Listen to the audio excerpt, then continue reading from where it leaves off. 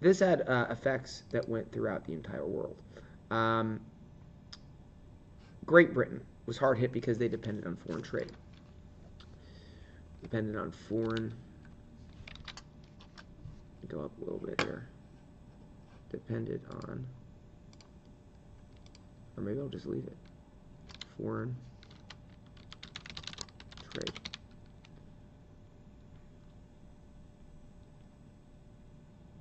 Yes, no, maybe so.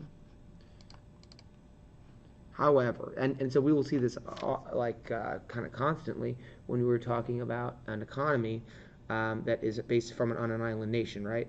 Britain is an island, and so they have to be relying on trade because they are largely isolated. This kept their economy going and preserved democracy. So they kind of weathered this storm okay.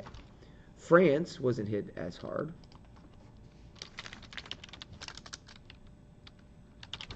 Which makes me, I can't not play this. All right, I don't know if this is going to do the audio through the speaker or whatever, but this is hilarious. Where all I can think of when I hear France is this lady here. El Salvador. Wait. El Salvador. Finland. France. Salvador. Anyways, France was not hit as hard because they were not dependent on trade. However, unemployment was still high. All right, unemployment was still high in France,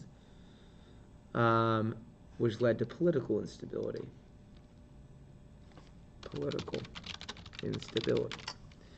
All right, France also held on to democracy.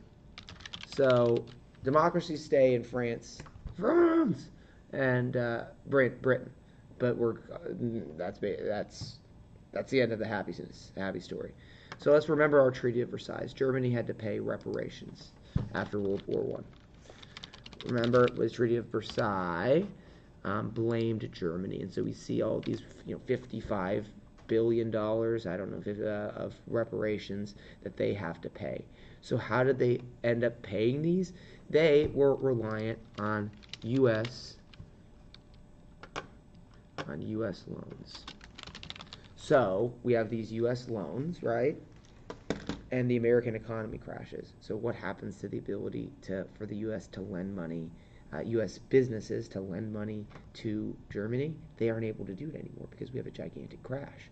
So when the U.S. economy crashed, the German economy crashed with it because they can't get loans anymore. German economy crashed too.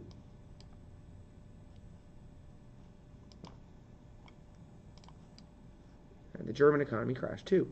It also impacted France,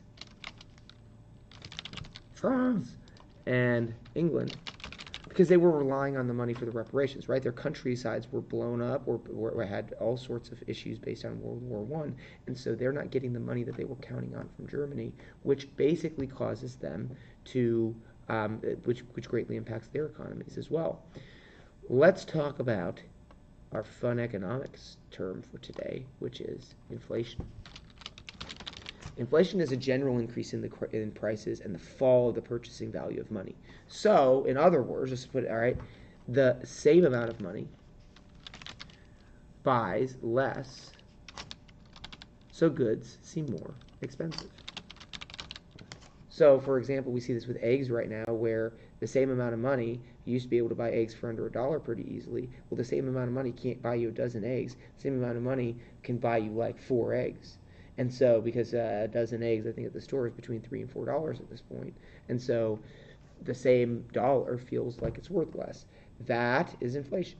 All right. Germany did not increase taxes, and instead just printed money. Oh, we owe you however much? We'll print it. We have these money printing machines. Let's just print it. All right, didn't increase taxes.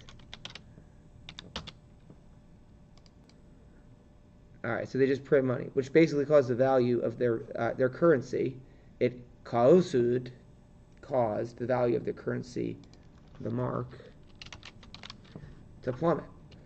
All right, so in 1918, the price of the loaf of bread was 1 mark. Go to the store, you have a mark, you get a loaf of bread.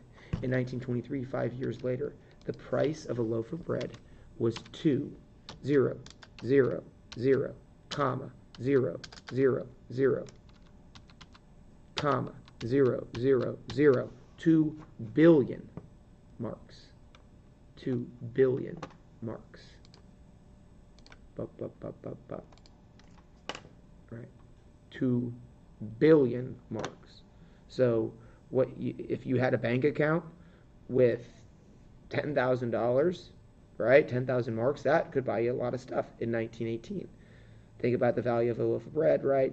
In the United States, $1, $2. That's worth 10,000 of those, right? That's worth a pretty decent chunk. You'd be happy with that. I'd be certainly happy if I had that. I don't. Now it's basically worthless. It doesn't even buy you a slice of bread. That 10,000 marks, maybe your life savings. So we have a gigantic economic problem.